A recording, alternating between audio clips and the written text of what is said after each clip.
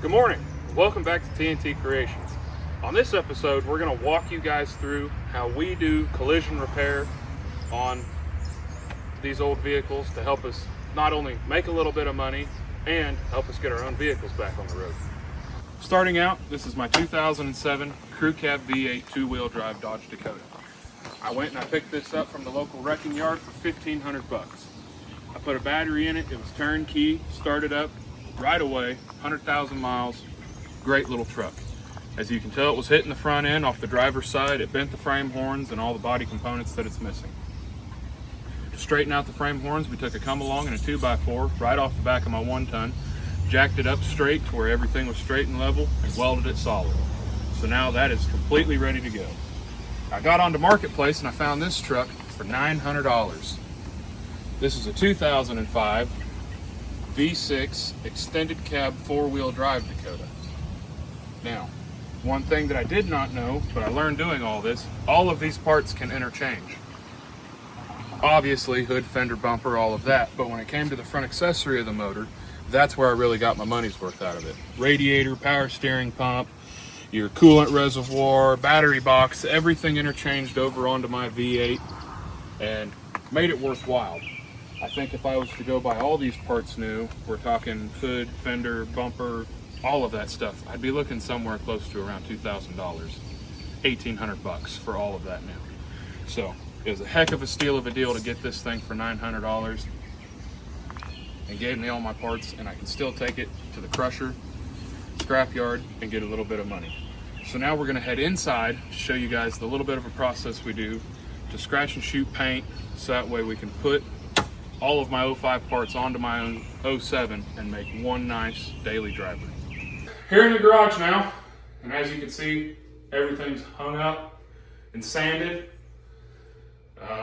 Started out really super quick and easy sanding and paint job on these. Took 180, sanded them down to 180, and then finished it off with a 400.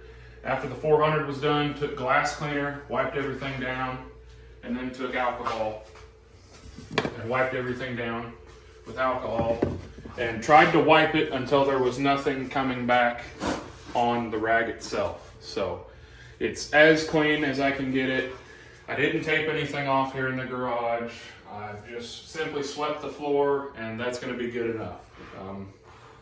Not as concerned, we're not painting a whole vehicle in here, so it is what it is.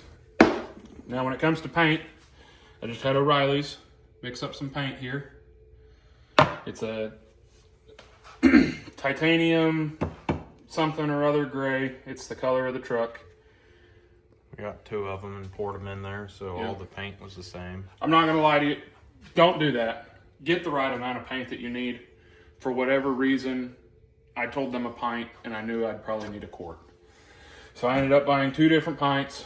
O'Reilly's is really good about matching the color though.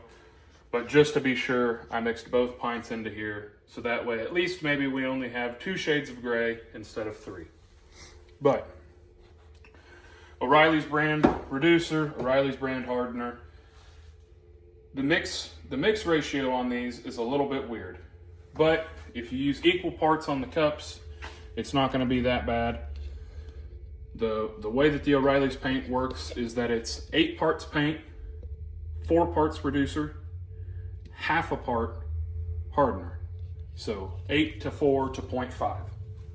Which will be all the way up here in the 12.5 range, so we'll have almost a full cup. Yep, it'll be right around 22 ounces by the time it's all said and done. We'll get 2 cups out of it. It'll fill our gun up roughly 3 times. When it comes to this, looking for about 3, maybe 4 coats of paint, all depending on how much paint we have. So we're gonna do just a tack coat to start, then a medium to wet coat, and then just another medium to wet coat and see what we can finish out with. When it comes to clear, we're gonna be using the same stuff. This is O'Reilly's brand clear coat. We've used this several times. We just got done using this on the Impala, and it's pretty easy, pretty straightforward. Mixes 8 to 1. Nothing too spectacular there.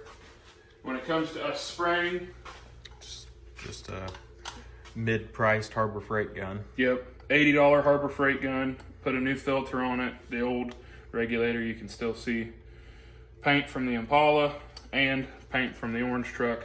Tried to clean it the best we can, but sometimes it's just stuck on there. So we're gonna get our paint mixed up. We're gonna get everything ready to go.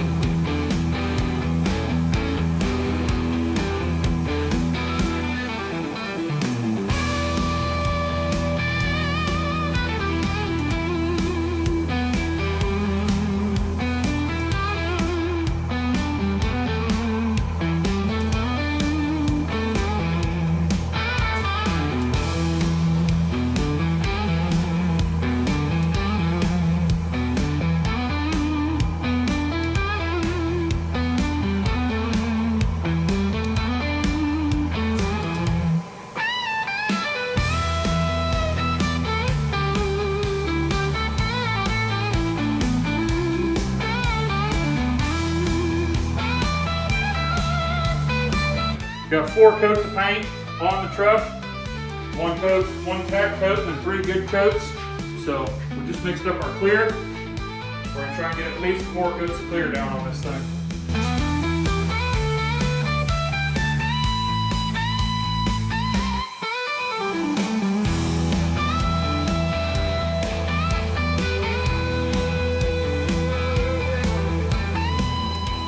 Three hard coats of paint plus a tack coat.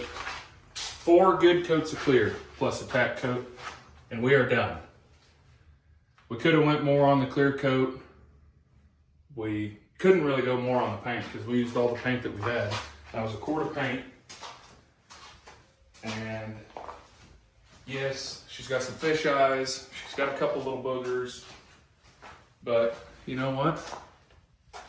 She is just fine. It's going on a truck with some scratches and some dents. So she ought to fit in just fine once the truck's really nicely washed and done up. So now what we're gonna do is I'm gonna turn on the dehumidifier because we've got some crazy rain here in Kansas here lately and the AC unit's down. We're gonna turn on the dehumidifier and we're just gonna let this stuff cook pretty well for a week straight.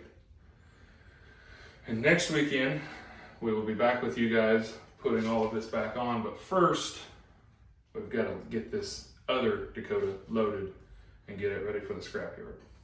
Hood, fender, bumper is on the truck. Still needs a little bit of tweaking. That's just something you always got to deal with on collision repair, but as Tucker scans over the truck, something happened.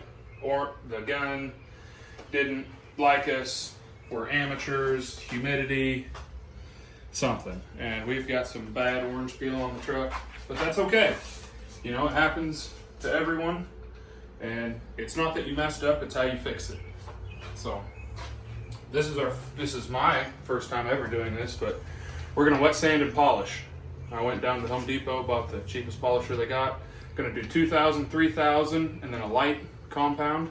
Harbor Freight. Harbor Freight, that's it, yeah. And then a light compound, and we'll see how much of a difference it makes.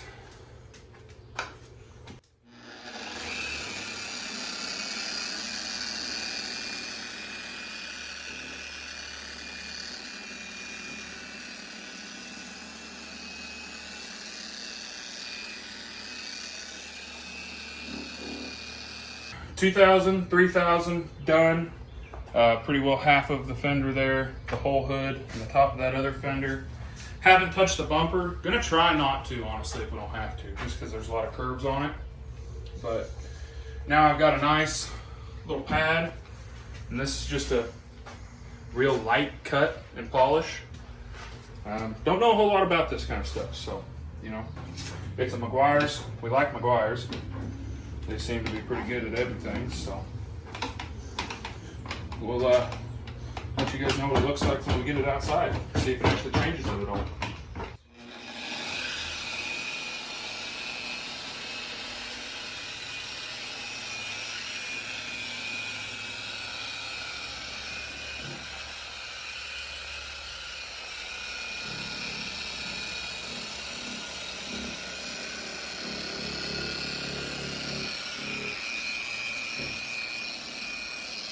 The Dakota's done.